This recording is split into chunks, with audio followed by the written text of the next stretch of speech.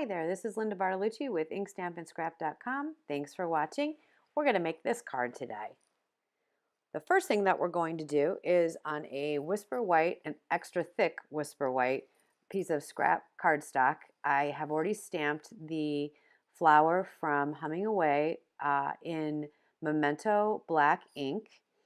And now I'm going to use my Stampin' Blends to color them in. The reason that you want to use the Memento ink is that your Stampin' Blends will not smudge the ink once it dries. So the first thing I did was color the center with the dark daffodil blend. Remember, Stampin' Blends have a duo of colors, so you can get a dark and a light of most of the Stampin' Up! Colors right now. We keep adding more with every new catalog.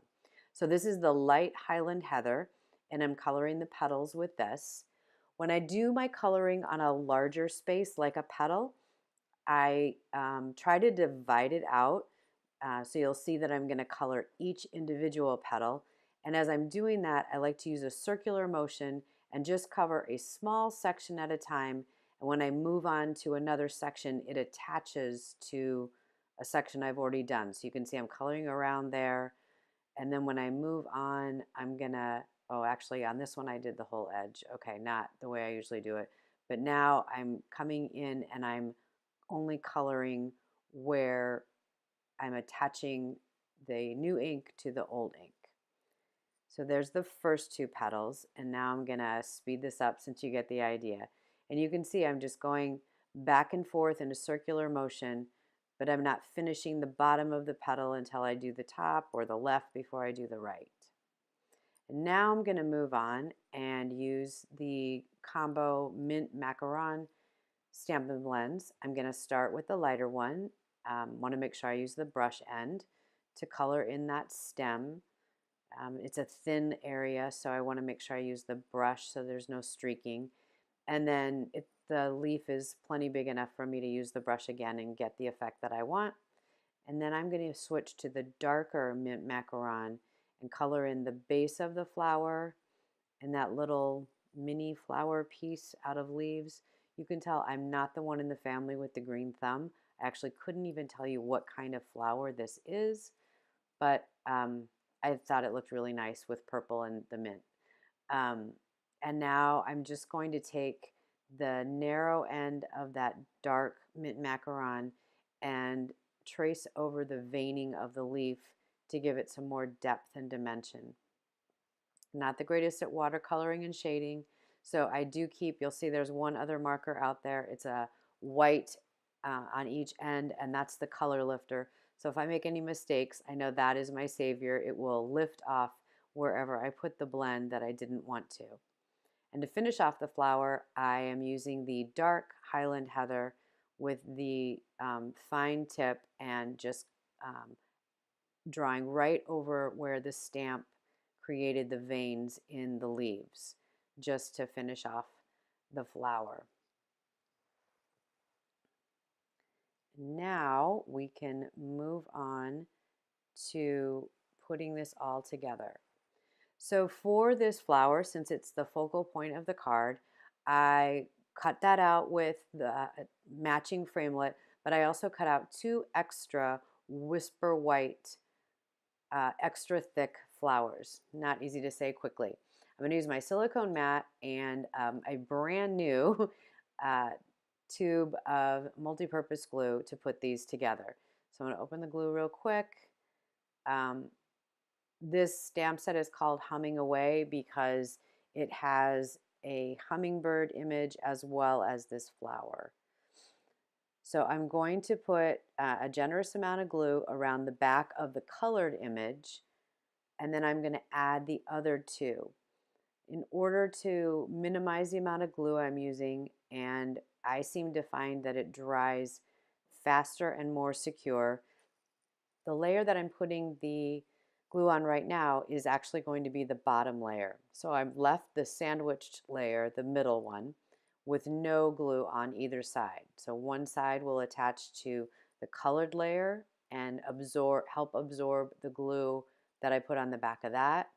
And then I'll pick up that bottom layer and put it behind that sandwich layer that had no glue at all. Like I said, it just seems to make the glue absorb better. I don't end up with any running on the sides if I'm a little too generous. And the thing I like about the liquid glue when I'm making and I'm stacking my dies is that it gives me a chance to line them up really nicely. You'll see I'm pinching the edges of the flower or edges of the petals to make them line up. And I also try to do this on a silicone mat, so if any glue does come off, I'll still be able to pick up the flower really easily and do any damage control that I might need to. So now we're going to move on. Oh, sorry, actually, I put an acrylic block on top of the flower just to help it dry. And now we're going to move on to the next step. You'll see that my outfit changed a little bit. Got a green sweater on now. I actually filmed this project over a weekend, so you saw the Saturday edition, and now this is the Sunday portion. We're going to make the greeting portion of the card. So I'm just going to stamp the hope you get better really soon in the middle of the basic black cardstock after putting my embossing buddy over it to remove any static. And then I'm going to sprinkle white embossing powder on there. You'll notice that this is a very big piece of cardstock and I stamped right in the middle. You'll see at the end of the video I made a lot of these cards, and I promise I went back and used every scrap of this black. I just wanted to start with this one for the video so that I could have plenty of space and it would be very clear which one I was doing for this card. So I have just a wide paintbrush, dry paintbrush that I'm just using to wipe away some of the powder. This is being filmed in January in Connecticut. It's very dry here, and even though I use my embossing buddy, that embossing powder still wants to stick to lots and lots of places. So I'm just carefully going around the edge and trying to get as much away as I can, and then I will bring in my heat gun and set that. But first I need to put my embossing powder away before I turn on the heat gun so it doesn't blow all over the place. All this effort with my coffee filter to make sure it doesn't get all over the table in case I tap the container and spill it everywhere, at least it'll be contained, would be at a loss if I turned on my heat gun too early. So I'm going to move that out of the way, and now I can go ahead and heat set my greeting. All I'm looking for is for the powder, and it's dull, it's not shiny, to turn shiny, because then I know the heat gun has melted it and I have a beautiful embossed greeting that I can use for this card. If you remember from the original sample, I'm going to go ahead and run this through the Big Shot and cut it out using one of my stitched circle dies. So this is the stitched circle die that I'm going to use, and I'm just going to take it over to my Big Shot and run it through. And now it's time to assemble the card. So I'm going to start with a white base, 4 1/4 by 11. Scored it already, so I'm just folding it in half, grabbing my bone folder and giving it a nice tight crease. And then I'm going to add my layers. I'm using the Gala Gingham Designer Series paper. I'm using a daffodil layer, Delightful Daffodil. And it measures 3 by 4 1/4. I put it in the middle at first, but then I decided, after looking at the layout, maybe I'd add a little bit more interest, and you'll see in just a moment I'm going to twist that to a diagonal and then add my elements. So sometimes I have a card in my head and I know what I want to do, and then things turn out a little bit different. So there is the creative process at work. All right, I was happy with that layout, so now I just need to put it all together. So the first thing that I'm going to do is grab my snail and take those off and put snail on the back of the Designer Series paper. And move it off, cover it generously with the snail, put it back in that diagonal position, and then I can add adhesive to the other 2 elements. Since this is nice and thick, remember it has those 3 layers to it, I'm just going to use snail on this one as well. If I had left the flower by itself, not backed it with the other two die cut images, I probably would have used dimensionals. I didn't push it down really hard when I set it on the card. I just kind of dropped it there because I am going to add dimensionals to the back of the greeting, and I want the flexibility to move the flower and the greeting around a little bit. By just setting it down where I expect it to stay, I have a chance to move it a little bit because that snail is not going to grab hold of the underlying layers of paper until I push it down well. I just need to get these backings off. And then we have the three major elements of the card all finished off.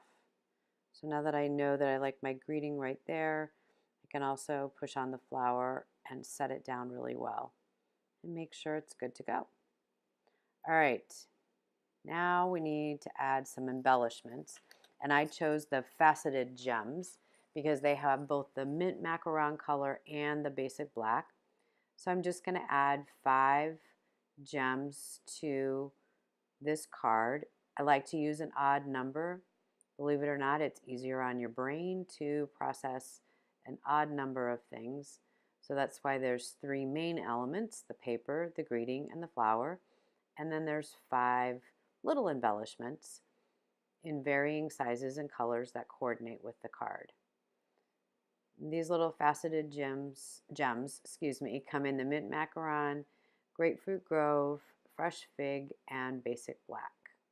And they come in 4 different sizes on this one sheet with glue dots on the back. So there's my finished card. Pretty happy to send that to just about anybody. I also made a bunch of other cards that look very similar, but I straightened the designer series paper and changed the embellishment. Please subscribe to my YouTube channel by clicking the link in the upper left corner. If you'd like to be notified when a new video is posted, be sure to click the bell as well. At the bottom, you'll see 2 more related videos that you might enjoy.